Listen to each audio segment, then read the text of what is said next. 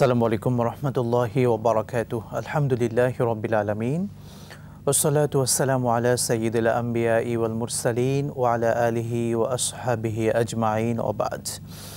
প্রিয় দর্শক মণ্ডলী, সুন্দরী সময়ে বিশ্বের যে প্রান্ত থেকে আপনাদের প্রত্যেকের প্রিয় চ্যানেল ২১শে টিভির জনপ্রিয় ইসলামিক শো ইসলামী জিজ্ঞাসায় আমাদের সাথে যুক্ত হয়েছেন প্রত্যেককে আন্তরিক মোবারকবাদ, প্রীতি এবং শুভেচ্ছা জানাচ্ছি আমি মুফতি আল আমিন খান। দর্শক, সরাসরি জীবন ঘনিষ্ঠ প্রশ্নোত্তরমূলক এই আয়োজনে আজকে আমাদের সাথে অতিথি হিসেবে রয়েছেন প্রখ্যাত ইসলামিক স্কলার, জনপ্রিয় মিডিয়া ব্যক্তিত্ব ফজিলাতুশ শেখ মুফতি গাজী সানাউল্লাহ রহমানী হাফিজাহুল্লাহ, সম্মানিত খতিব, অফিসার্স কোয়ার্টার, জামে মসজিদ, ঢাকা। আসসালামু আলাইকুম ওয়া রাহমাতুল্লাহি ওয়া বারাকাতুহু। ওয়ালাইকুম আসসালাম ওয়া রাহমাতুল্লাহ। শেখ ভালো আছেন? আলহামদুলিল্লাহ, আল্লাহ খুবই ভালো রেখেছেন। আপনাকে আন্তরিক অভিনন্দন আমাদের আজকের সুন্দর আয়োজনে। জাযাকাল্লাহ খাইর। প্রিয় দর্শক মণ্ডলী, আমাদের এই সুন্দর আয়োজনে জীবন ঘনিষ্ঠ যে কোনো বিষয় জানতে চাইলে স্ক্রিনে দেখানো নাম্বারে ফোন করে প্রশ্ন করুন। কোরআন সুন্নাহর আলোকে আমরা প্রত্যেকটি প্রশ্নের উত্তর দেওয়ার চেষ্টা করব ইনশাআল্লাহ তাআলা। আজকে আমরা কথা বলতে চাই সন্তান প্রতিপালনে ইসলাম। সন্তান আল্লাহ সুবহানাহু ওয়া তাআলার পক্ষ থেকে আমাদের জন্য বড় একটি নিয়ামত। বাবা মা সন্তানকে কিভাবে গড়ে তুলবেন, কিভাবে প্রতিপালন করবেন, সন্তানের প্রতি কী কী দায়িত্ব আছে, এগুলো জানা আমাদের প্রত্যেকের একান্ত কর্তব্য। কেননা আমরা বর্তমান সময়ে দেখছি আমাদের অনেক সন্তান বিপথগামী। বাবা মা তাদের কোনো কথাই শুনতে চায় না। এমনকি এমন সন্তান রয়েছে যারা বাবা কিংবা মাকে পর্যন্ত হত্যা করছে। তো এই সিচুয়েশনে প্রত্যেকটি বাবা মা অনেক চিন্তিত, তারা পেরেশান যে আমাদের সন্তানরা কোন দিকে যাচ্ছে, কি করব, কিভাবে তাদেরকে অনুগত করা যায়, নেক্সট সন্তান বানানো যায়, কিভাবে ভালো সন্তান বানানো যায়। ইসলাম সে ফর্মুলাগুলো আমাদেরকে শিখিয়েছে। চলুন আমরা আমাদের আজকের সম্মানিত অতিথির কাছ থেকে এই বিষয় নিয়ে সুন্দরভাবে শুনবো ইনশাআল্লাহ তাআলা। শেখ, আমাদের আজকের যে মূল টপিক সন্তান প্রতিপালনে ইসলাম। সন্তান লালন পালন করতে ইসলাম আমাদেরকে কি শিক্ষাটা দেয় বা কি মেসেজ দিচ্ছে? আলহামদুলিল্লাহি রাব্বিল আলামিন ওয়াসসালাতু ওয়াসসালামু আলা রাসূলিল আমিন ওয়া আলা আলিহি ওয়া আসহাবিহি আজমাইন। আলহামদুলিল্লাহ, সন্তান আসলে কি এটা আমাদের অনুভব করতে হবে, বুঝতে হবে। সন্তানের পরিচয়টা যদিও আপনার প্রারম্ভিক বক্তব্যে চলে এসেছে। সন্তান হলো হাযিহি নি'মাতুন মিন নি'মাতিল্লাহ। একজন স্বামী এবং স্ত্রী তাদের জীবনের মূল গুরুত্বপূর্ণ বিষয় হলো একটা সন্তান। তাদের জীবনের সফলতা হলো সন্তান, তাদের জীবনের স্বপ্নের বাস্তবায়ন হলো সন্তান। সন্তানকে আপনি বাবা মায়ের ভবিষ্যৎ বলতে পারেন, বাবা মায়ের দুনিয়া বলতে পারেন, বাবা মায়ের আখিরাত বলতে পারেন। এই সন্তান হয়তো আমার জান্নাত হবে, আল্লাহ করেন, আল্লাহুম্মা জাআলনা মিনহুম। আল্লাহ আমাদেরকে আমাদের সন্তানদের মাধ্যমে জান্নাত নসিব করেন, আল্লাহ ক্ষমা করুক। এই সন্তান আমার জাহান্নাম হতে পারে। এজন্য সন্তান এমন নয়, আমরা দেখি সমাজে অনেকে শুধুমাত্র পিতৃত্বের অধিকারকে মনে করেন যে এটা হলো সন্তানের উপর আমার সবচেয়ে বড় অধিকার। এটা না, সন্তানের সাথে পিতামাতার কি সম্পর্ক হবে, রাসূল করিম সাল্লাল্লাহু আলাইহি ওয়াসাল্লাম এই সমস্ত বিধানগুলি আরোপ করেছেন ধাপে ধাপে। ভালো সন্তানের জন্য প্রথম শর্ত হলো ভালো পিতামাতা। যেন আল্লাহ রাসূল যখন বিয়ের কথা বলেছেন তখন সাহাবায়ে কেরামকে বলেছেন, অধিক সন্তান প্রসব করে এমন বংশের নারীদেরকে তোমরা বিয়ে করো। আর আমরা আজকে সমাজে কি দেখতে পাচ্ছি যে সন্তানাতে যত কম হয় ততই ভালো। আল্লাহ মাফ করুক, এটি ইসলামের বিরুদ্ধে একটা কথা। অধিক সন্তান হলে সুবিধা কী হবে? দেখুন, আপনি কোনো না কোনো এক সন্তান আপনার দুনিয়ার কাণ্ডারি হবে, আখিরাতের কাণ্ডারি হবে। আমরা এমন অসংখ্য পিতামাতাকে কাঁদতে দেখেছি মিডিয়ার সামনে। একটা মাত্র সন্তান থাকে আমেরিকায়, একটা মাত্র সন্তান থাকে অস্ট্রেলিয়ায়, একটা মাত্র সন্তান থাকে বিদেশে, পিতামাতা থাকে বৃদ্ধাশ্রমে। এজন্য রাসূলুল্লাহ সাল্লাল্লাহু আলাইহি ওয়াসাল্লাম সাহাবায়ে কেরামকে অধিক সন্তান প্রসব করেন এমন বংশে বিয়ে করতে বলেছেন। কেন? অধিক সন্তান এটা আল্লাহ তাআলার পক্ষ থেকে নিয়ামত। গত ২০ অথবা ৩০ বছর ধরে, অথবা তার চেয়ে একটু কম বেশি হতে পারে, বাংলাদেশে এই ট্র্যাডিশন চলছে সন্তান যত কম হয়। আমার কাছে মনে হয় যখন থেকে আমরা সন্তান কমাতে চাচ্ছি তখন থেকে বরকত কমে যাচ্ছে। আপনি যদি আমাদের পিছনে দেখেন, পিতামাতা দেখেন, আমাদের প্রত্যেকের বাবা, চাচা, দাদা সবাই অনেক, তার ৮ ভাই ১০ ভাই। আমাদের জেনারেশনে আমাদের মাথায় একটা কথা ঢুকে গেছে, সন্তান দুটি হলে ভালো হয়, না হলে আরও ভালো হয়। এটা ইসলামের সাথে একটি বিষয়। আমরা যেই পশ্চিমা দেশগুলো যারা আমাদেরকে এই বাক্য, এই বলি যারা শিখিয়েছে, তারাই কিন্তু যেই মা বেশি সন্তান দিচ্ছে তাদেরকে রাষ্ট্রীয়ভাবে সম্মাননা দিচ্ছে, তাদেরকে পুরস্কৃত করছে। এবং পাশাপাশি দেখুন যার সন্তান ৩ জন সে আরো ৬ জন সন্তান দত্তক নিচ্ছেন, মানে ৩ জনের সাথে আরো ৬ জন ৯ জন করছেন, এবং এটা সেখানে পুরস্কারের বিষয় হয়ে দাঁড়াচ্ছে। অথচ আমাদেরকে তারা থিওলজি সাপ্লাই দিচ্ছে যে সন্তান যত, এবং সেটা আমরা অ্যাপ্লাই করছি। গুরুত্বপূর্ণ বিষয় হলো রাসূল করিম সাল্লাল্লাহু আলাইহি ওয়াসাল্লাম সন্তানের সাথে পিতামাতার বন্ডিংটা শরীরের মাধ্যমে করেছেন। তোমার সন্তান পৃথিবীতে এসেছে, এখন সন্তানকে শুধুমাত্র স্ত্রীর গর্ভে দেওয়াটাই স্বামীর বা বাবার মূল কাজ নয়। সন্তান পৃথিবীতে আসার পরে এই সন্তানকে পরিপালন করা, প্রতিপালন করা, সন্তানের যত্ন নেওয়া পদ্ধতিটা কি রাসূল করিম সাল্লাল্লাহু আলাইহি ওয়াসাল্লাম বলেছেন। সন্তান পৃথিবীতে আগমন করেছে ৭ম দিনে তোমার জন্য 4টি কাজ। 1 নম্বর হলো তুমি সন্তানের, যখন সন্তান পৃথিবীতে আসলো সাথে সাথে 2টো কাজ, ডান কানে আজান দাও, বাম কানে একামত দাও। ডান কানে সন্তান যখন পৃথিবীতে এসেছে তুমি বলো আল্লাহু আকবার, আল্লাহু আকবার। সন্তানের বুদ্ধিতে, চিন্তায়, তার ফিকরে, তার মস্তিষ্কে এই কথা ফুঁকে দাও যে পৃথিবীতে তুমি আগমন করেছো, এই পৃথিবীটা একমাত্র আল্লাহর রাজত্ব। পৃথিবীতে আগমন করেছো, এখানে তুমি যদি ভালোভাবে থাকতে চাও দুনিয়া এবং আখিরাতে, দিন হলো তোমার মূল ক্ষেত্র। আল্লাহু আকবার, আল্লাহু আকবার, আশহাদু আল্লা ইলাহা ইল্লাল্লাহ। প্রথমে আমি ডান কানে আজান দিচ্ছি, বাম কানে একামত দিচ্ছি। আজান একামতের মাধ্যমে সন্তানকে আমি পরিচয় করাচ্ছি দিনের সাথে। আপনারা লক্ষ্য করুন মাওলানা আলামিন, যে প্রথমেই সন্তানের সাথে আমার দিনের পরিচয়। কেন? কারণ একদিন এমন একটি সময় আসবে, আজকে যে সন্তানকে আমি আমার হাতে ধরে তাকে বরণ করেছি, তাকে গ্রহণ করেছি, সন্তান জান্নাত থেকে এসেছে, সে এখনো ফেরেশতা, নিষ্পাপ, সে হাদিহি নিয়ামাতুম মিন নিয়ামাতিল্লাহ, আল্লাহর পক্ষ থেকে হাদিয়া উপঢৌকন মাত্র আমার হাতে এসেছে, আমি হাতে নিয়ে বলছি আল্লাহু আকবার। কারণ হলো এই সন্তান একদিন আমাকে কোলে করে কবরস্থ করবে, আমাকে কোলে করে কবরে নামাবে। আজকে যেমন নতুন টাওয়েল দিয়ে আমি সন্তানকে কোলে তুলে নিয়েছি, একদিন আসবে যখন সাদা নতুন কাফনে কাপড় আবৃত করে আমার সন্তান আমাকে কবরে শোয়াবে, তখনও সে বলবে আল্লাহু আকবার। কোনটা? মিনহা খলাকনাকুম ওয়া ফিহা নুঈদুকুম ওয়া মিনহা নুখরিজুকুম তারাতান উখরা। বাবা, আপনি আমাকে পৃথিবীতে, আমি যখন এসেছিলাম আপনি আমাকে আঁকড়ে ধরেছিলেন, জড়িয়ে ধরেছিলেন, এবং আপনি আল্লাহ তাআলার শুকরিয়া আদায় করেছিলেন। আল্লাহ আপনি আমাকে নিয়ামত দান করেছেন। আজকে আমি আপনার সেই সন্তান, আমি ইসলামের আদর্শে দীক্ষিত হয়েছি। এখন আজকে যখন আপনার অন্তিম সময়, তখন আমি আপনাকে কবরে রেখে দিলাম, এবং সেই আল্লাহর কৃতজ্ঞতা আদায় করছি যে আল্লাহ তাআলা আপনার সন্তান হিসেবে আমাকে পৃথিবীতে পালন করেছিলেন। এবং পিতার দাফনের পরে, মায়ের দাফনের পরে কবরে হয়তো বৃষ্টি নামে না, কিন্তু সন্তানের চোখ থেকে বৃষ্টি ঝরে পড়ে, সে চোখের পানি ফেলে বলে আল্লাহুম্মা রব্বির হামহুমা কামা রব্বায়ানি সগীরা। মুফতি আলামিন, আপনি দেখবেন যে এই নেটওয়ার্কের বাহিরে অথবা এই ব্যাকরণের বাহিরে যেই সন্তান অথবা যেই পিতামাতা, তাদের দুনিয়াতেও শান্তি হবে না, আখিরাতেও শান্তি হবে না। আজকে আমরা দেখছি পিতা মারা যাচ্ছে, সন্তান সেখানে রোবটের মতো দাঁড়িয়ে আছে, ডান দিকে সালাম ফেরানোর জায়গায় সে বাম দিকে সালাম ফেরাচ্ছে না, কি করবে বুঝতে পারছে না, সে শকড। এবং আমি আল্লাহ ক্ষমা করুক, এ ধরনের বাজে দৃশ্য আমার দেখার দুর্ভাগ্য হয়েছে যে বাবাকে দাফন করা হচ্ছে, সন্তান দাঁড়িয়ে ছবি তুলছে, নাউযুবিল্লাহ মিন যালিক। এই ধরনের আমি বলবো কুসন্তান থেকে আল্লাহ তাআলা সমাজকে রক্ষা করেন। সে মনে করছে যে বাবাকে দাফন করা হচ্ছে, কবর রাখা হচ্ছে, সে ছবি তুলছে। ভাই, এটা তো ছবি তোলার জায়গা না, এটা সিনেমা না যে তুমি শুটিং করতেছো, তুমি এখানে চোখের পানি ফেলো। ওই সময় যে চোখের পানি ফেলতে হয় এটা আমাদের কতজন সন্তান জানে? সত্যি একেবারে বাস্তবিকতা যেটা, সেটাই আপনি বললেন, সমাজে এমনটাই ঘটছে। তাহলে বাবা কিভাবে সফল, যে সন্তান বাবা মারা যাওয়ার পরেও বাবার জন্য একটু দোয়া করতে পারছে না, জানাজার সালাত কিভাবে পড়তে হবে সেটা পর্যন্ত জানে না। আল্লাহ আমাদেরকে সঠিক বুঝদান করুন। শেখ শুনবো, দর্শক আছেন। আসসালামু আলাইকুম ওয়া রাহমাতুল্লাহ। দর্শক কে আছেন না বলে প্রশ্ন করুন। হ্যালো, জি প্রশ্ন করুন। আসসালামু আলাইকুম। ওয়া আলাইকুম আসসালাম ওয়া রাহমাতুল্লাহ। প্রশ্ন করুন। হুজুর, আমি ঢাকা মিরপুর থেকে বলছি। জি হুজুর, আমি বলছিলাম যে অনেক মসজিদ আছে, ইমাম সাহেব যদি হক কথা বলেন তাহলে চাকরি থাকে না, চাকরি চলে যায়।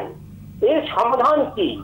হুজুর, আমার মনে হয় যারা দুর্নীতিবাজ তাদের টাকা মসজিদে নেওয়া ঠিক হচ্ছে না, তারা হালাল টাকা দিয়েই ইমামদের উপরে ক্ষমতা খাটাচ্ছে, ইমামদের হক কথা বন্ধ করে দেয়। একটু বুঝিয়ে বলবেন? খুবই চমৎকার। এবং সমাজের মসজিদগুলোতে যেটা হচ্ছে আপনি তেমনটি বললেন। শেখ একটু বলতেন এই ব্যাপারে। পৃথিবীর প্রথম মসজিদ রাসূল করিম সাল্লাল্লাহু আলাইহি ওয়াসাল্লামের হাতে নির্মিত প্রথম মসজিদ হলো মসজিদে কুবা। এরপরের মসজিদ হলো মসজিদে নববী, যদিও মসজিদে নববী আমাদের দ্বিতীয় পবিত্র স্থান কাবা শরীফের পরে। মসজিদে নববীর সূচনাটা কীভাবে হয়েছে এটা আপনি জানেন, যে রাসূলুল্লাহ সাল্লাল্লাহু আলাইহি সাল্লাম মসজিদে নববীর জায়গাটা কিনতে চাইলেন। দুজন এতিম শিশু, তারা বলে, ইয়া রাসূলুল্লাহ, আমরা জায়গা বিক্রি করবো না, এটা আপনাকে উপঢৌকন দেব। রাসূল বলেন, না, আমি তোমাদের কাছ থেকে হাদিয়া নেব না, আমি নিজে এটা ক্রয় করব। রাসূল করিম সাল্লাল্লাহু আলাইহি ওয়াসাল্লাম তার ব্যক্তিগত অর্থে মসজিদকে ক্রয় করলেন। এখন ব্যাখ্যাটা কি দাঁড়াচ্ছে, যে মেম্বর যার তিনি মসজিদের মুতাওয়াল্লি। আমাদের মসজিদগুলিতে যে পদ্ধতি চলছে, বেতনভুক্তভাবে ইমামকে নিয়োগ করা হচ্ছে, এবং আরও মজার তথ্য হলো ইমামকে একজন আলেমের ইন্টারভিউ নিচ্ছেন যারা, তারা কিন্তু আলেম না। যে আলেমের কেরাত যিনি শুনতে চাচ্ছেন, দেখা যাচ্ছে মসজিদ কমিটির সাথে যুক্ত কেউ, তারা কিন্তু তার কেরাত কিন্তু সহি না, মানে তিনি যদি কেরাত বলেন তাহলে ওনার কেরাত কিন্তু হচ্ছে না। এই জন্য বাংলাদেশে বিষয়টার মধ্যে পরিবর্তন আসতে হবে। সেটা হলো, প্রথম কথা হলো ইমামদেরকে সর্বোচ্চ অবস্থান দিতে হবে। ইমাম মানে নেতা। আপনি জানেন যে রাষ্ট্রীয় পর্যায়ে যিনি রাষ্ট্রের প্রধান হবেন তিনিও কিন্তু ইমামের দায়িত্বে আছেন। জাতীয় ঈদগাহে এখন আমাদের মুফতি আব্দুল মালিক সাহেব হাফিজাহুল্লাহ তাআলা তিনি খেতাবত দায়িত্ব পালন করছেন, কিন্তু ইসলামের বিধান হলো রাষ্ট্রের যিনি প্রধান হবেন তিনি ইমামতি করবেন।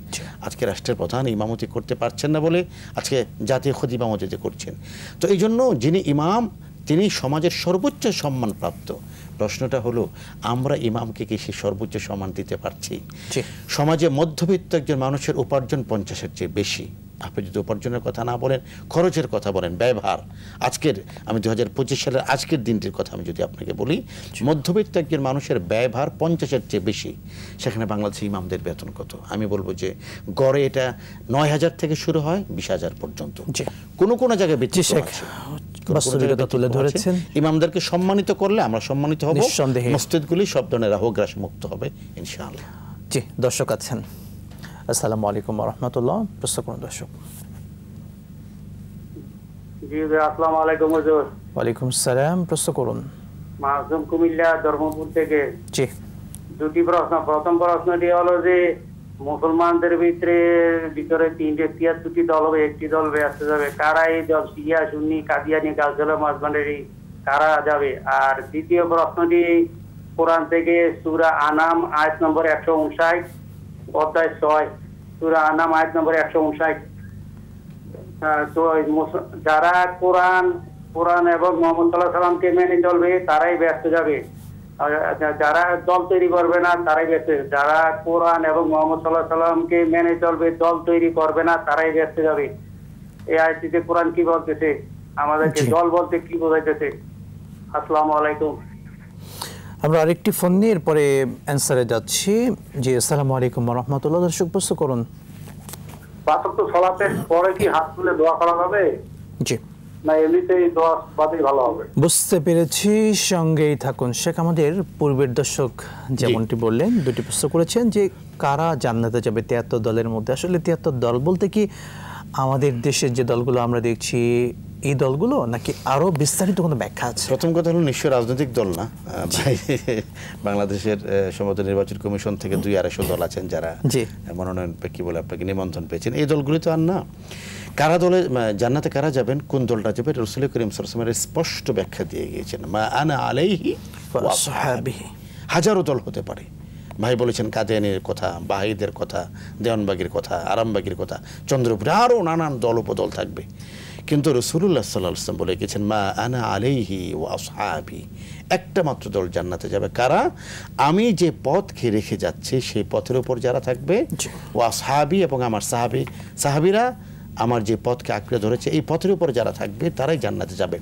এই জন্য খুব সহজ ব্যাখ্যা হলো যে আমি যে ইবাদতটা করছি, ধরুন জশ্নে জুলুসের কথা যদি আমি বলি, এটা হযরত আবু বকর করেছেন কিনা, হযরত ওমর করেছেন কিনা, হযরত ওসমান করেছেন কিনা, হযরত আলী করেছেন কিনা। আমরা দেখি যে অনেক আমল আছে, কিছু আমল আছে হাদিসে পাওয়া যাচ্ছে, কিছু আমল আছে মুতাওয়াতিরান বিল আমালি মিনাস সাহাবা, সাহাবায়ে কেরাম থেকে মুতাওয়াতির ভাবে প্রমাণিত।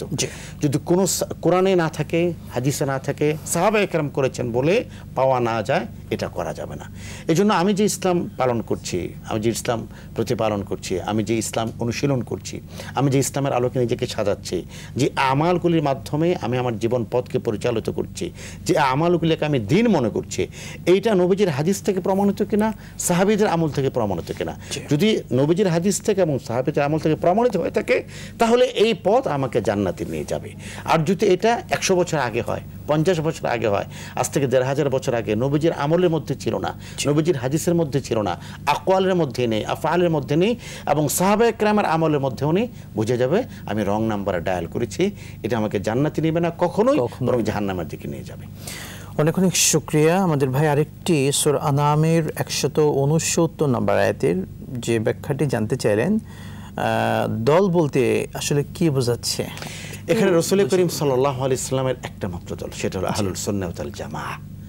সুন্নতের অনুসারীদের একটি দল হবে। এটা কিন্তু আমি নিজে সুন্নতের অনুসারী বললেই হচ্ছে না, দেখতে হবে আমার মধ্যে সুন্নাহ আছে কিনা। রাসূলুল্লাহ সাল্লাল্লাহু আলাইহি ওয়াসাল্লাম জিজ্ঞেস করেছে, রাসূলুল্লাহ আপনি তো চলে যাবেন, আপনার পরে কি দিন চলে যাবে? রাসূল বলেছেন, না, তারাকতু ফীকুম আমরাইন লান তাদিল্লু মা তামাসসাকতুম বিহিমা কিতাবাল্লাহি ওয়া সুন্নাতুর রাসূল। আমি পৃথিবী থেকে চলে যাব, আমার সাহাবীরা চলে যাবে, কেউ থাকবে না। কিন্তু এই যে 1500 বছর পরে আজকের দিনটিতে যখন আমি আপনি 21 টেলিভিশনে কথা বলছি, এখন পর্যন্ত ওইটাই দিন যেটা আল্লাহর কিতাবে আছে, এখনো পর্যন্ত ওইটাই দিন যেটা নবীজি রেখে গিয়েছেন। সুতরাং ওই আয়াতের ব্যাখ্যা হলো একটাই দল হবে, সেটা কোনটা? রাসূল করিম সাল্লাল্লাহু আলাইহি ওয়াসাল্লামের সুন্নাহ এবং আল্লাহর কিতাব, আল্লাহর কিতাব নবীজির সুন্নাহ, এই দুটি অনুসরণে যে দল পরিচালিত হবে এটাকে আমরা আমাদের পরিভাষায় বলি আহলুস সুন্নাহ ওয়াল জামাআহ।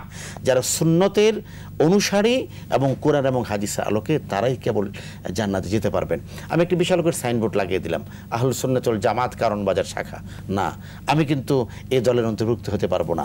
আমার দল আমাকে সার্টিফিকেট প্রদান করবে যদি আমার প্রতিটা আমল রাসূলের হাদিস থেকে প্রমাণিত হয়। যদি এটা না হয় তাহলে ব্যানার, পোস্টার, লিফলেট, নিশানা, মিছিল কোনোটাই আমাকে সুন্নতের অনুসারী হিসেবে প্রমাণ করতে পারবে। অনেক অনেক শুকরিয়া। আরেকটি প্রশ্ন আমাদের দর্শক যেমনটি করলেন, 5 ওয়াক্ত ফরজ নামাজের পরে হাত তুলে মোনাজাত করা যাবে কিনা? আমি আপনাকে ধন্যবাদ জানাই যে তিনি প্রশ্নটা ভাগ করে করেছেন। দেখুন, দোয়াটা গুরুত্বপূর্ণ ইবাদা, নামাজের মতোই। নামাজ ইবাদা, রোজা ইবাদা, যাকাত ইবাদা, দান সাদাকা ইবাদা, নফল ইবাদার মতোই দোয়াটাও একটা স্বতন্ত্র ইবাদত। আল্লাহ রাসূল বলেছেন, আর দোয়াউ হুয়াল ইবাদা। দোয়াটাকে আমরা উপ ইবাদত মনে করি। নামাজ হলো এখন একটু দোয়া করেন, মিষ্টি খাওয়া হলে এখন একটু দোয়া করেন, না, দোয়াটা উপ ইবাদত না, এটা নিজে একটা স্বয়ংসম্পূর্ণ। আজকের এই মাহফিলটা হলো দোয়া মাহফিল, আজকে আমরা শুধু দোয়া করব। ফরজ নামাজের পরে দোয়া কবুল হয়, এটা রাসূলুল্লাহ সাল্লাল্লাহু আলাইহি ওয়াসাল্লাম বলে গিয়েছেন, ফরজ নামাজের পরে দোয়া কবুল হয়। এখন সেই দোয়া আপনি একা করতে পারেন, চাইলে সকলে মিলে করতে পারেন, কোনো সমস্যা নেই। তবে দোয়াটা একান্ত ইবাদত, এটি হাদিস থেকে বেশি প্রমাণিত। এজন্য প্রত্যেক ফরজ নামাজের পরে দোয়া করা আবশ্যক। এই দোয়াটা দু পদ্ধতি। একটা হলো রাসূল করিম সাল্লাল্লাহু আলাইহি ওয়াসাল্লাম ফরজ নামাজের পরে দীর্ঘ দোয়া করেছেন, আল্লাহু আকবার, আল্লাহুম্মা আনতাস সালাম ওয়া মিনকাস সালাম, রব্বানা ফাহাইয়িনা বিস সালাম, অসংখ্য দোয়া পাওয়া যায়। আরেকটি হলো নামাজের পর আপনি হাত তুলে দোয়া করেন, দীর্ঘ দোয়া। রাসূল করিম সাল্লাল্লাহু আলাইহি ওয়াসাল্লাম তার দোয়াগুলি দীর্ঘ ছিল, লম্বা দোয়া ছিল। এজন্য প্রত্যেক নামাজের পরে অবশ্যই যেন আমি দোয়া করি, এটা আমার দোয়া কবুল হওয়ার একটা মুখ্যম সময়। মাঝে মাঝে রাসূল করিম সাল্লাল্লাহু আলাইহি ওয়াসাল্লাম বিভিন্ন অকেশনে, বিভিন্ন উপলক্ষে তিনি সম্মিলিত মোনাজাত করেছেন। নেককার মানুষদের সাথে মোনাজাতে লিপ্ত হওয়া, দোয়ায় লিপ্ত হওয়া, এটা একটা গুরুত্বপূর্ণ আমল। সুযোগ থাকলে আমরা সম্মিলিত মোনাজাতে যুক্ত হব। সম্মিলিত মোনাজাতে যুক্ত হওয়ার মাধ্যমে দেখা যাচ্ছে যেই কথাটা বললে আমার হৃদয়ে কান্না আসবে, এই কথাটা তো আমি বলতে পারছি না, কিন্তু এই কথাটা আপনার জবান থেকে আল্লাহ তাআলা বের করে দিচ্ছেন। আপনি এমন একটা কথা বলছেন যেটা আমার হৃদয় থেকে হু হু করে কান্না আসছে। একমাত্র দোয়া এমন ইবাদত যেটার ক্ষেত্রে আল্লাহ তাআলা লৌকিকতাকেও অনুমোদন প্রদান করেছেন। রাসূলুল্লাহ সাল্লাল্লাহু আলাইহি ওয়াসাল্লামকে সাহাবাগণ জিজ্ঞেস করেছেন, রাসূলুল্লাহ, দোয়া যে করি, হাত যে তুলি, কান্না তো আসে না। রাসূল বলেছেন, কান্নার ভান করলেও দেখেন আল্লাহ তাআলা অন্য কোনো জায়গাতে কৃত্রিমতার সুযোগ নাই। দোয়ার ক্ষেত্রে আল্লাহ তাআলা কৃত্রিমতাকেও পছন্দ করেছে। ভান করতে করতে কখনো দেখা যায় যে আমার এই অভিনয়টা ভেঙে হৃদয়ের ভিতর থেকে 2 টুকরো পানি বেরিয়ে আসছে, যে পানির মাধ্যমে আমার পিছনের সমস্ত গুনাহগুলি হয়তো আল্লাহ তাআলা ক্ষমা করে দেবেন। অনেক অনেক শুকরিয়া। দর্শক আছেন, চলে যাচ্ছি। আসসালামু আলাইকুম ওয়া রাহমাতুল্লাহ। দর্শক প্রশ্ন করুন। প্রশ্নটা হলো আমাদের দেশে যে মসজিদগুলাতে দেখি যে আমাদের ওই যারা ইসলাম প্রচার করেছে, যুগে যুগে যারা ইসলাম প্রচার করে আসছে, তাদের কোনো আলোচনাই হয় না। বুঝতে পেরেছি। আর কোনো প্রশ্ন আছে? যে আরেকজন দর্শক আছেন। আসসালামু আলাইকুম, প্রশ্ন করুন। আসসালামু আলাইকুম। ওয়া আলাইকুম আসসালাম ওয়া রাহমাতুল্লাহ। প্রশ্ন করুন বোন। লাইনটি সম্ভবত বিচ্ছিন্ন হয়েছে, আমরা অপেক্ষায় থাকলাম, পুনরায় প্রশ্ন করবেন। শেখ, আমাদের দর্শক যেমনটি বললেন, আসলে মসজিদগুলোতে কি টাইপের আলোচনা হওয়া দরকার মসজিদের মেম্বারে বসে, একটু বলবেন। প্রথম কথা হলো ভাই যেটি বলেছেন, এটিকে আমরা বলি আমাদের পরিভাষায় আসলাফদের কথা, আকাবেরদের কথা। রাসূল সাল্লাল্লাহু আলাইহি ওয়াসাল্লাম বলেছেন আল বারাকাতু মা আকাবিরিকুম, তোমাদের পিছনে যারা চলে গেছে, যারা তোমাদের আসলাফ, যারা তোমাদের আকাবের ছিল, তাদের আলোচনায়, তাদের জীবনের মধ্যে বারাকাতু মা আকাবিরিকুম, তাদের মধ্যে এই সমস্ত বরকত রয়েছে, তাদের আলোচনার মধ্যে বরকত রয়েছে, তাদের কর্মজীবনের মধ্যে বরকত রয়েছে। আমাদেরকে যদি দিন অনুসরণ করতে হয় তাহলে আমাদের আসলাফদের আলোচনা করতে হবে, অতীতে যারা নেকবান্দা ছিলেন তাদের আলোচনা করতে হবে।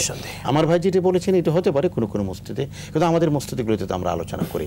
সাহাবীরা তারা আমাদের আকাবের, তারা আমাদের আসলাফ, নিঃসন্দেহে। নবীগণ তারা আমাদের আসলাফ, তাবিনগণ তারা আমাদের আসলাফ, তাবিনগণ তারা আমাদের আসলাফ। পৃথিবীতে অন্তত বাংলাদেশের প্রেক্ষাপটে যে সকল বুজুর্গানে দিন, শাহজালাল ইয়ামানি রহিমাহুল্লাহ তার কথা আমরা যদি বলি, যারা পৃথিবীর নানা প্রান্ত থেকে বাংলাদেশে স্বচ্ছ ইসলামকে, সঠিক ইসলামকে এবং নিষ্কলুষ ইসলামকে প্রচার করার জন্য তারা এসেছেন, তাদের আলোচনা তো আসে। আলোচনা কেন আসবে না? আলোচনা তো সূরা ফাতিহার মধ্যে আমরা নিয়মিত করছি। আমরা বলছি সিরাতাল্লাযিনা আনআমতা আলাইহিম গায়রিল মাগদুবি আলাইহিম ওয়ালাদ-দাল্লিন, ওই পথ চাই সিরাত আল্লাযিনা আনআমতা আলাইহিম, অতীতে যারা নেককার ছিলেন তাদেরকে আপনি যে পথ দেখিয়েছেন। এই অতীত কারা? সমস্ত নবীগণ, সমস্ত রাসূলগণ, যাদের প্রতি আল্লাহ তাআলা অনুগ্রহ করেছেন তারা তো আমাদের আসলাফ, আমরা তাদের মতো হতে চাই। হ্যাঁ, আমাদের পিছনের সময়গুলিতে নমরুদ ছিল, ফেরাউন ছিল, হামান ছিল, কারুন ছিল না, আল্লাহ তাদের মতো আমরা হতে চাই না, তাদের মতো পথভ্রষ্ট আমরা হতে চাই না। এজন্য আসলাফদের কথা বলা, অতীতের আকাবেরদের কথা বলা, এটা সুন্নাহ। রাসূল করিম সাল্লাল্লাহু আলাইহি ওয়াসাল্লাম তিনি তার অতীত পিছনে নবীদের কথা বলেছেন, উম্মাদের বিভিন্ন জাতিদের কথা বলেছেন, নেককার জাতি, বদকার জাতি, এদের কথা বলে আমাদেরকে সচেতন করেছেন। এদের মতো হও, তারা ভালো ছিল, এদের মতো হয় না, তারা তারা সামুদ, তাদের মতো হয়েও না। এই জন্য আলোচনাগুলো আসা উচিত। কোথাও যদি না এসে থাকে আমি মনে করি সেটা আলোচনার ক্ষেত্রে অপূর্ণতা, বাট আসতে হবে এবং আলোচনাগুলি আসে আলহামদুলিল্লাহ। অনেক অনেক শুকরিয়া শেখ, শুনবো আপনার থেকে সুন্দর আলোচনা বিরতির পরে। প্রিয় দর্শক মণ্ডলী, এই সুন্দর আয়োজনে একুশে টিভির জনপ্রিয় ইসলামিক প্রোগ্রাম ইসলামী জিজ্ঞাসা এই পর্যায়ে নিচ্ছি ছোট্ট বিরতি, সঙ্গেই থাকুন, ফিরছি ইনশাআল্লাহ।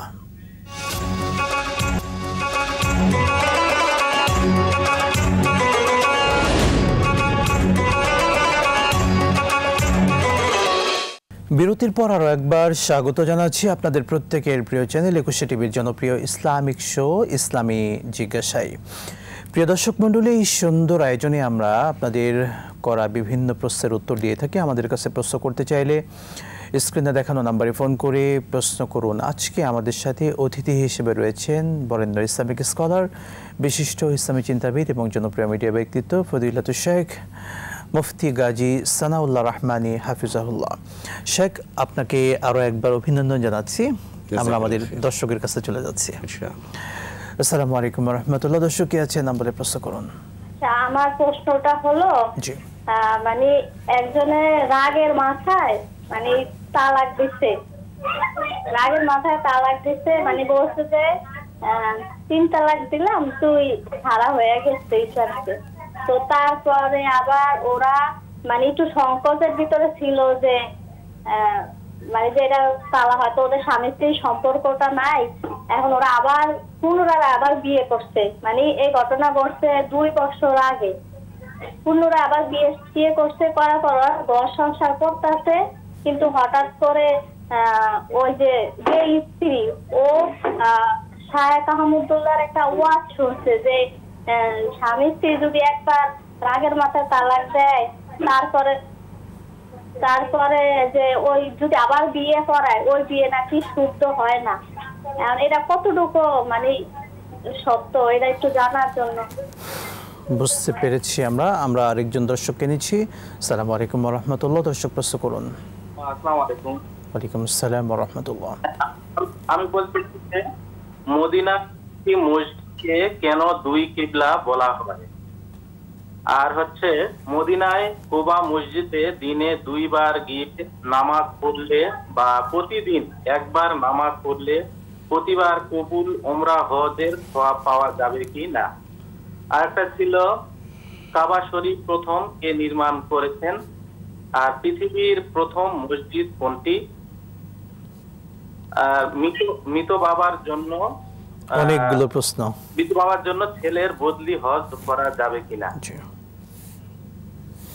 বুঝতে পেরেছি সবগুলো প্রশ্নই, সঙ্গেই থাকুন। শেখ, আমরা পূর্বের যে আমাদের বোন প্রশ্ন করলেন, আমাদের অধিকাংশ পরিবারে এই সমস্যা এখন ফেস করছে, রাগের মাথায় 3 তালাক দিয়েছেন। আসলে আমরা এই স্বল্প টাইমে তালাক সংক্রান্ত মাসালার জবাব আসলে দিতে পারি না। এরপরেও এই যে কালচারটা হচ্ছে আমাদের রাগের মাথায় 3 তালাক দেওয়া, পুনরায় তারা আবার তাওবা করে বিয়ে করে সংসার করছেন, এই যে কালচারটা, এটা আসলে সঠিকটা সঠিক হবে? আমার খুব শখ, এটা আমি অনেক জায়গায় বলেছি যে বাংলাদেশে এক ইসলামিক সেন্টার করব, যেটার নাম হবে তালাক স্টাডি সেন্টার। চমৎকার। মানে হলো মানুষকে যদি আপনি শেখান যে তালাকটা কত ভয়াবহ, এই মানুষ জীবনে কখনো তালাক দেবে না। আর শরিয়ার যে তালাক প্রদান করার পদ্ধতি, ওই তালাকের মাধ্যমে যদি কেউ যায়, সংসারে কখনো অশান্তি আসবে না। কারণ শরীয়তে একসাথে 3 তালাক দেওয়ার কোনো সুযোগ নেই। আর খুব সংক্ষিপ্তভাবে যদি বলতে চাই, বোন নিশ্চয় লাইনে আছেন, শেখ আহমদুল্লাহ যেটা বলেছেন, শেখ সানাউল্লাহর একই বক্তব্য, এই সংসার আর নেই। তো এই জন্য তালাক দেওয়ার আগে মেহরবানি করে একটা ফোন আমাদেরকে করবেন। অবশ্যই। আপনি কীভাবে দেবেন সেটা আমরা আপনাকে বলবো, যাতে করে সংসারে আগুন না জ্বলে। সেই পদ্ধতি ইসলামের কাছে আছে। আমরা সংসারটাকে আগুন দিয়ে জ্বালিয়ে পুড়িয়ে যখন ধ্বংস হয়ে যায়, তখন আসি শায়েকদের কাছে, শায়েক এবার একটু পানি ঢালার ব্যবস্থা করুন, সংসারটাকে টেকানো যায় না। 2 নম্বর বিষয় হলো, বাংলাদেশের ওলামায়ে কেরাম প্রত্যেকটা মসজিদে তালাক নিয়ে কথা বলা উচিত। এই তালাকটা কত ভয়াবহ এবং তালাকের আগুনে কত সংসার ধ্বংস হয়ে যাচ্ছে, মানুষ বুঝতে পারছে না বলে তারা এই আগুনের সাথে পরিচিত হচ্ছে। আল্লাহ তাআলা আমাদেরকে হেফাজত করেন। আল্লাহুম্মা আমিন। সত্যি চমৎকার বললেন। আসলে আমরা বিয়ের জন্য হুজুরকে ডাকি, ইমাম সাহেবদেরকে ডাকি, শরণাপন্ন হই, মারা গেলে শরণাপন্ন হই, কিন্তু বিয়েটা যখন ভাঙার চেষ্টা করি বা যখন ভেঙে ফেলি, তখন কিন্তু আমরা ডাকি না।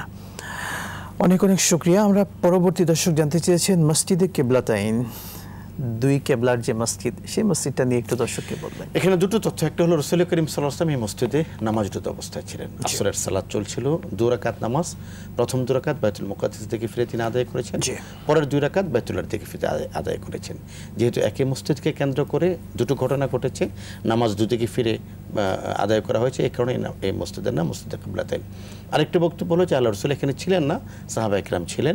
একজন সাহাবী তিনি মসজিদে নববী থেকে নামাজ পড়ে এসে তিনি দেখলেন যে মসজিদে কিবলাতাইনে অন্যান্য সাহাবা ইকরাম তারা বাইতুল মুকাদ্দাসের দিকে ফিরে নামাজ পড়ছে। তো তিনি তাদেরকে বললেন যে কিবলা তো পরিবর্তন হয়ে গেছে। ওই সময় ইমাম সাহেব বাইতুল মুকাদ্দাস দিকে ফিরেছিলেন, তিনি সেখান থেকে জাস্ট ইউটার্ন তিনি কি বলে আপনার বাইতুল্লাহর দিকে ঘুরে গেলেন। যেহেতু এই মসজিদটাতে একই নামাজের 2টো অংশ 2 কিবলার দিকে আদায় করা হয়েছে, সেই ইতিহাসের স্বাক্ষর হিসেবে এখন পর্যন্ত মসজিদে কিবলাতাইন দাঁড়িয়ে আছে সমুজ্জ্বলভাবে, এবং লোকজন যান, হাজিরা যান সেখানে গিয়ে সেই ইতিহাসকে স্পর্শ করার চেষ্টা করেন। শুকরান, জাযাকাল্লাহ। আরেকটি প্রশ্ন আমাদের দর্শকের ছিল, মসজিদে কুবাই সালাত আদায়ের, নামাজ আদায়ের যে ফজিলত, সেটা নিয়ে একটু দর্শককে বলবেন। রাসূল করিম সাল্লাল্লাহু আলাইহি ওয়াসাল্লাম বলেছেন, মান তাহারা ফি বাইতি, যে ব্যক্তি তার ঘরে পবিত্র হয়ে মসজিদে কুবায় আগমন করবে এবং সালাত রাকাতাইন 2 রাকাত নামাজ পড়বে, সেই ব্যক্তিকে একটি কবুল উমরা হজের সওয়াব প্রদান করা হবে। সুবহানাল্লাহ। রাসূল করিম সাল্লাল্লাহু আলাইহি ওয়াসাল্লাম প্রতি ইয়াউমুস সাবত, প্রতি শনিবার অথবা প্রতি বুধবার অথবা শনিবার এবং বুধবার 2 দিনই, শনিবার একটা হাদিসে পাওয়া যায় আল্লাহ রাসূল প্রতি শনিবারে তিনি মসজিদে নববী থেকে মসজিদে কুবায় যেতেন, রাকিবান আও মাশিয়ান, কখনো হেঁটে যেতেন, কখনো তিনি উটের উপর আরোহণ করে যেতেন। আল্লাহ রাসূলের পরে হযরত আবু বকর, হযরত ওমর, হযরত ওসমান প্রত্যেকেই এই আমলটি কন্টিনিউ করেছেন। এই জন্য আমরা হাজী সাহেবদেরকে বলি যে আপনি যখন যাবেন অন্তত একটি দিন হলেও শনিবার যদি সুযোগ থাকে মসজিদে কুবায় আসবেন, এসে 2 রাকাত নামাজ পড়বেন। আল্লাহ রাসূল একটি কবুল উমরা হজের সওয়াবের কথা বলেছেন। এখন ভাই যেটি বলেছেন দিনে 2 বার, না, দিনে 2 বারের কথাটা হাদিসে আসেনি, বরং সুযোগ থাকলে প্রতিদিন যাবেন। প্রতিদিন ফজরের পরে আমরা সম্মানিত হাজীদেরকে দেখি যে প্রতিদিন ফজরের পরে 6 নম্বর গেট যেটাকে বলা হচ্ছে, 6 নম্বর অথবা এখন 310 নম্বর গেট মসজিদে নববীর, সেখান থেকে ডাকতে থাকে গোবা গোবা গোবা। আমাদের ট্যাক্সি ভাইয়েরা তারা কাফকে গাইন দিয়ে বলে, আরবরা গোবা। তো আপনি সকালবেলা যাবেন, 2 রাকাত নামাজ আদায় করবেন, একটি কবুল হজের সওয়াব হবে, কবুল উমরা হজের সওয়াব হবে ইনশাআল্লাহ।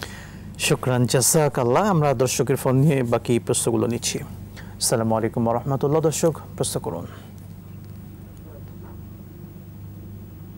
আসসালামু আলাইকুম ওয়া রাহমাতুল্লাহ। দর্শক প্রশ্ন করুন। ওয়া আলাইকুম সালাম। আজ থেকে 3 বছর আগে আমার শ্বশুর মারা গেছে। জি।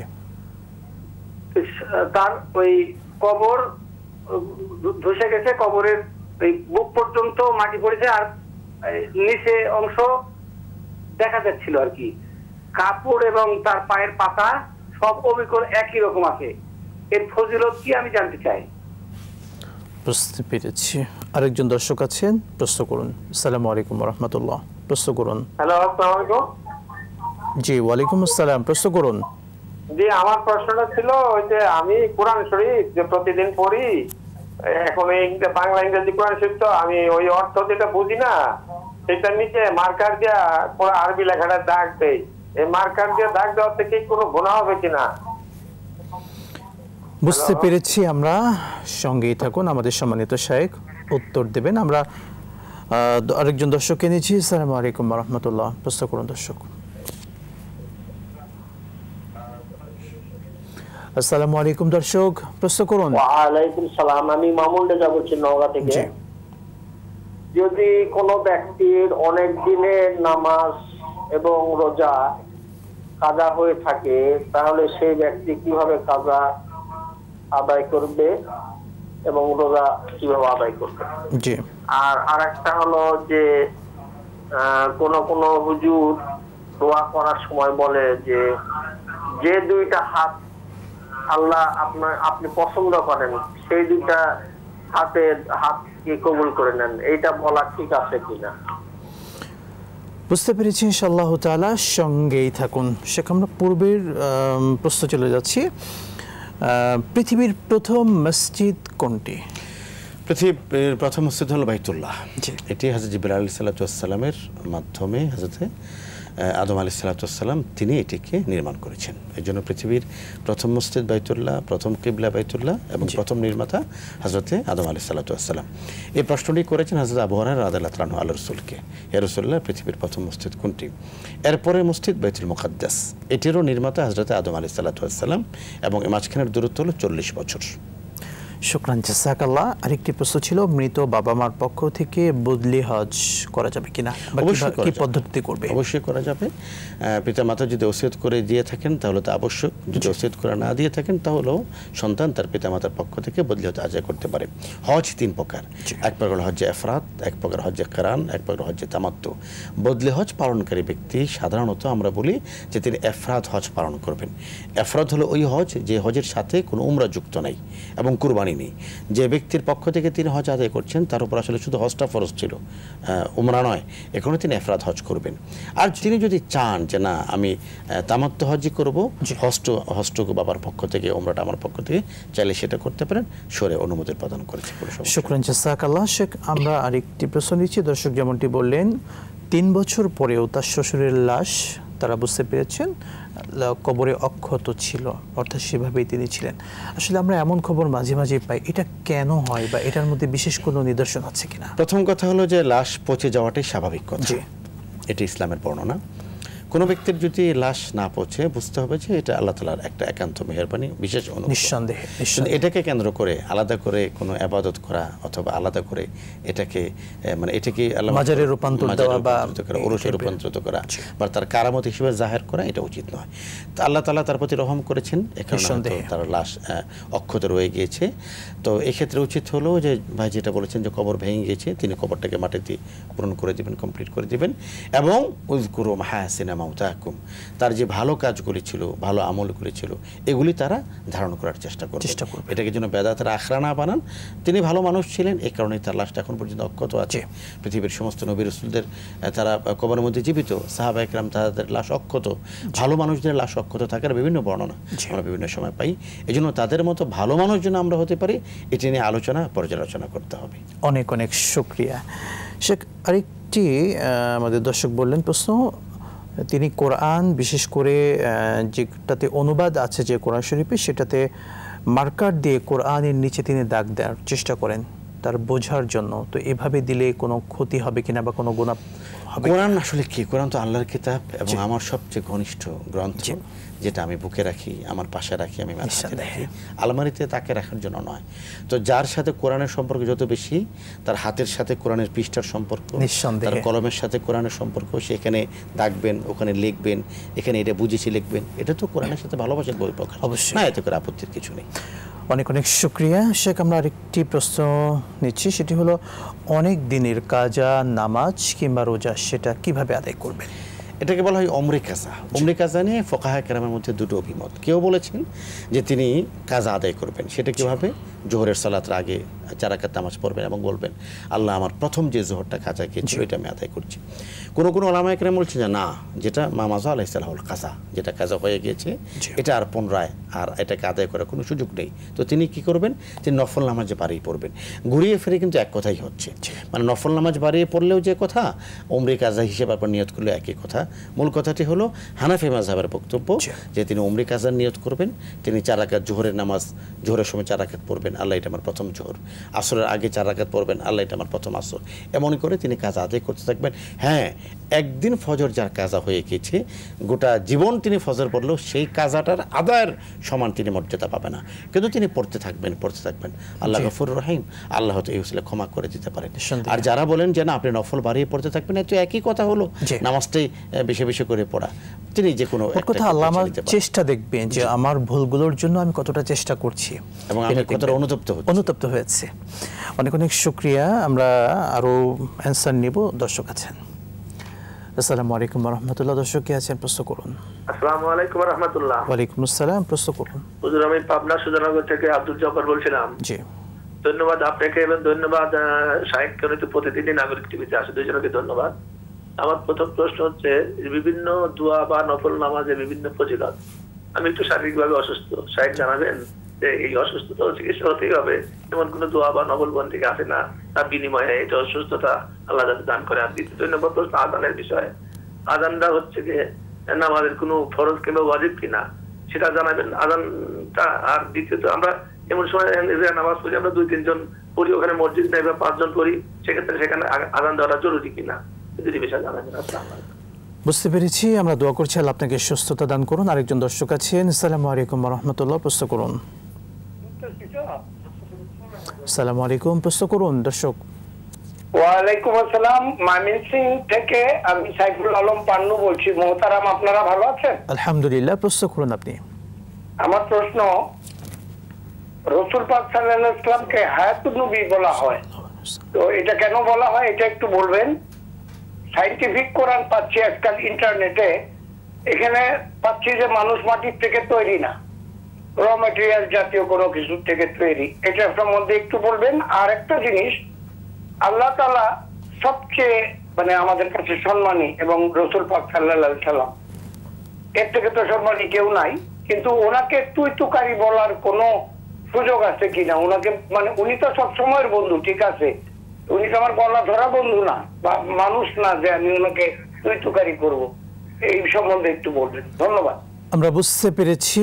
সঙ্গেই থাকুন। বিরতির পরে আমরা প্রত্যেকটি প্রশ্নের উত্তর দেওয়ার চেষ্টা করব। প্রিয় দর্শক মণ্ডলী, 21 টিভির জনপ্রিয় ইসলামিক শো ইসলামী জিজ্ঞাসা দেখছিলেন, দেখবেন আবারও। তবে এ পর্যায়ে নিচ্ছি ছোট্ট বিরতি। সঙ্গেই থাকুন, ফিরছি ইনশাআল্লাহ।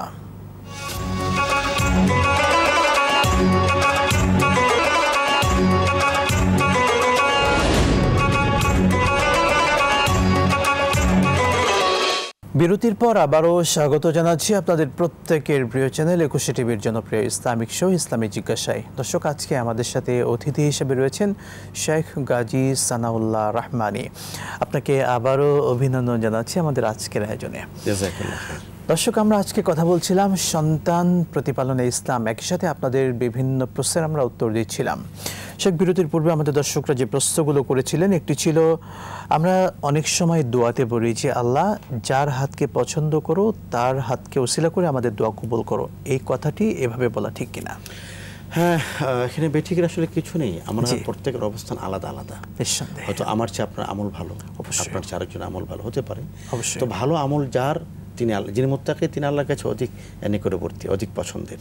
তো অধিক পছন্দের মানুষটির উসিলায় যেন আল্লাহ তাআলা আমাদের সবাইকে কবুল করে ফেলেন। আপনার সাথে যদি আমি কোনো একটি অনুষ্ঠানে যাই, সেখানে আপনার উসিলায় কিন্তু হয়তো আমি হলা খাবার পেতে পারি, আমার সাথে আপনি কোথাও যান, আমার উসিলায় আপনি সেখানে আলাদা আপ্যায়ন পেতে পারেন।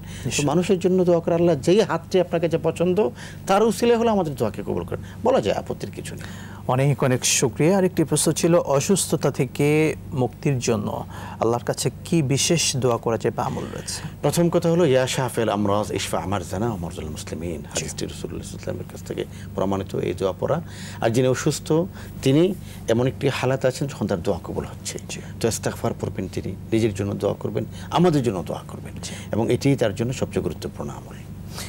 অনেক অনেক শুকরিয়া। আরেকটি প্রশ্ন ছিল, আজান এটি নামাজের বিশেষ কোনো অংশ কিনা?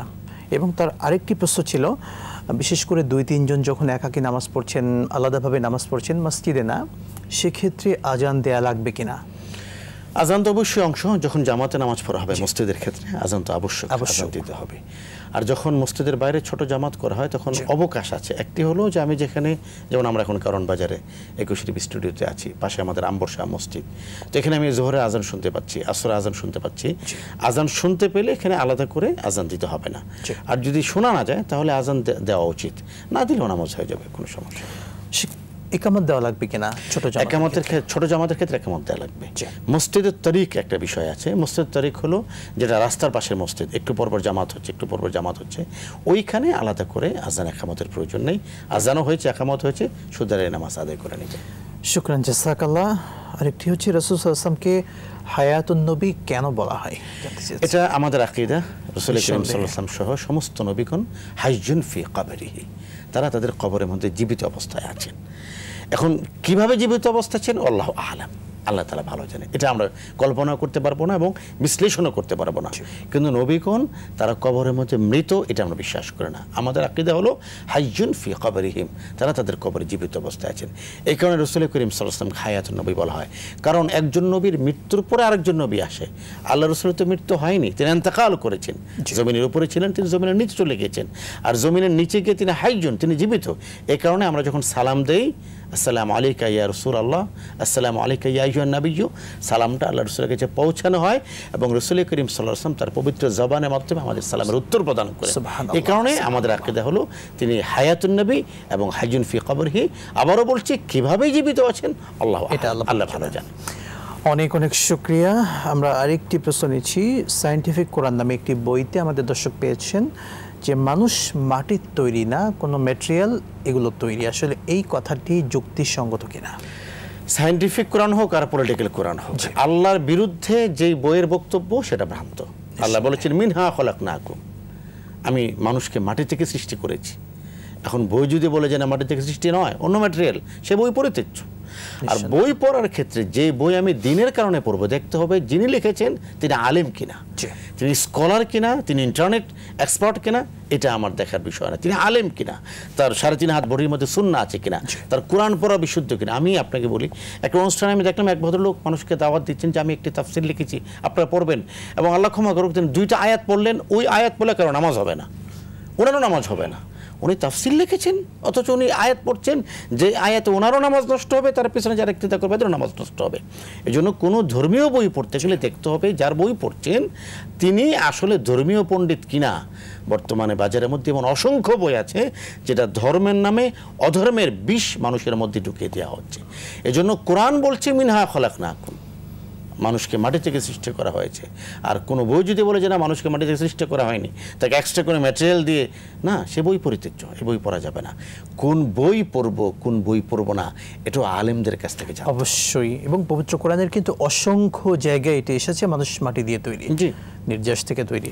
তো সুতরাং এটাতে সন্দেহ সংশয় বা এটার কোনো কিন্তু জায়গা নেই। শেখ, অনেক অনেক শুকরিয়া। আমরা আমাদের মূল টপিকে অল্প শুনতে চাই আপনার থেকে। প্রথম কথা হলো, আমি আমার সন্তানের কদর করছি কিনা। আল্লাহ রাসূল সাল্লাল্লাহু আলাইহি ওয়াসাল্লাম বলেছেন কুল্লুকুম রাঈন ওয়া কুল্লুকুম মাসউলুন আন রাইয়াতিহি, প্রত্যেক পিতামাতা তার সন্তানের দায়িত্ব সম্পর্কে আল্লাহর কাছে জিজ্ঞাসিত হবে। 2 নম্বর বিষয় হলো, রাসূল বলেছেন সন্তান এসছে, ডান কানে আজান দাও, বাম কানে ইকামত দাও, 7 দিন হয়েছে, সুন্দর করে নাম রাখো। আমি নাম রাখছি কি নাট বল্টু, এটা সেটা না, সুন্দর নাম গ্রহণ করতে হবে। আমার সন্তান এই নামের মাধ্যমে পরকালে উঠবে। 3 নম্বর বিষয় হলো সন্তানকে দ্বীন শিক্ষা দেওয়া। সন্তানকে যদি দ্বীন শিক্ষা দিতে পারি, আমার সন্তান দুনিয়ার জন্য সম্পদ, আমার সন্তান আখিরাতের জন্য সম্পদ। মুফতি আলামিন, আপনার মাধ্যমে আমি একটি বার্তা দিতে চাই। অনেক প্রফেসর, ডাক্তার, ইঞ্জিনিয়ার, আমাকে ক্ষমা করবেন, এদের পিতা মাতাকে আমরা কি বলে ওল্ড কেয়ার যেটাকে বলা হয়, যে আপনার প্রবীণ নিবাসে আমরা দেখতে পাই। বাংলাদেশের কোনো আলেম, কোনো ইমামের পিতাকে আপনি প্রবীণ নিবাসে পাবেন না। কেন? কারণ রাসূল আমাকে বলেছেন তোমার পিতা তোমার জান্নাত, তোমার মা তোমার জান্নাত, মায়ের পদতলে সন্তানের বেহেশত, তোমার বাবা তো রাসূল বলেছেন তোমার বাবা তোমার জান্নাত।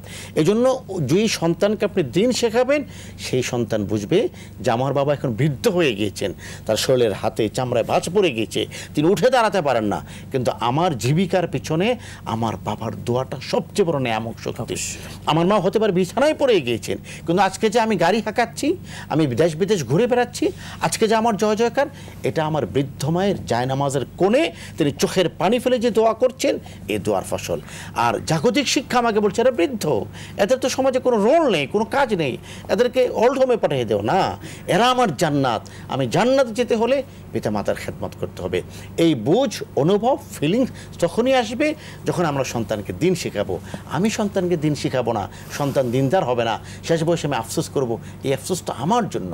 এই জন্য সন্তান প্রতিপালনের প্রথম এবং শেষ কথা হলো দিন, দিন এবং দিন। আমি সন্তানকে যদি দিন শেখাই, সন্তান নবী চিনবে। আমি সন্তানকে দিন শেখাই, সন্তান আল্লাহ চিনবে। আমি সন্তানকে দিন শেখাই, সন্তান আখিরাত চিনবে। আর আল্লাহ, নবী, আখিরাত সব কিছু বলছে রব্বির হামহুমা কামা রব্বায়ানা সগীরা ওয়াখফিদ লাহুমা জানাহায যুল্লি মিনার রাহমা। কুরআন বলছে তুমি তোমার পিতা মাতার সামনে নিজেকে পাখির ডানার মতো বিছিয়ে দাও। এই সন্তান কখন জানবে? যদি আমি সন্তানকে দিন শিখাতে পারি। এই জন্য সন্তান প্রতিপালনের প্রথম ধাপ সন্তানকে দিন শিখাতে হবে। আপনার ডাক্তার বানান, ইঞ্জিনিয়ার বানান, কোনো সমস্যা নেই, কিন্তু সন্তান যদি দিন শিখে তাহলেই আপনার সন্তান সুসন্তানে পরিণত হবে। আপনি যে কথা বলে আলোচনা শুরু করেছিলেন, সন্তান তার পিতাকে হত্যা করছে, কেন করছে? সন্তান তো মানুষ না, সে পশুতে রূপান্তরিত হয়েছে। সন্তান তার মাকে মারছে, বৃদ্ধ মাকে মারছে, এমন ভয়ঙ্কর দৃশ্য আমরা মিডিয়াতে দেখেছি। কেন মারছে? সন্তান তো হায়নার পশুতে রূপান্তরিত হচ্ছে। কেন হচ্ছে? কারণ তার মধ্যে দিন নাই। এই জন্য দিন শেখাতে হবে। আল্লাহ আমাদেরকে নেককার সন্তান দান করুন, আল্লাহুম্মা আমিন। আপনাকে অসংখ্য ধন্যবাদ, খুবই গুরুত্বপূর্ণ মূল্যবান সময়টুকু আমাদেরকে দিয়েছেন। আপনাকে শুকরিয়া জানাচ্ছি, একুশে পরিবারকেও এবং সকল দর্শক শ্রোতাদেরকে। শুকরান, জাযাকাল্লাহ। প্রিয় দর্শক মণ্ডলী, আল্লাহর কাছে আমরা দোয়া করছি প্রত্যেককে, প্রত্যেক বাবা মাকে আল্লাহ তাআলা নেককার, চক্ষু শীতলকারী সন্তান দান করুন, আল্লাহুম্মা আমিন। যে সন্তান বাবা মায়ের জান্নাতে যাওয়ার কারণ হবে। আল্লাহ সুবহানাহু ওয়া তাআলা আমাদেরকে ইসলামের প্রত্যেকটি বিষয় মেনে চলার তৌফিক দান করুন, আল্লাহুম্মা আমিন। আজকের মতো বিদায় নিচ্ছি, দেখা হবে আবারও। আসসালামু আলাইকুম ওয়া রাহমাতুল্লাহি ওয়া বারাকাতুহু।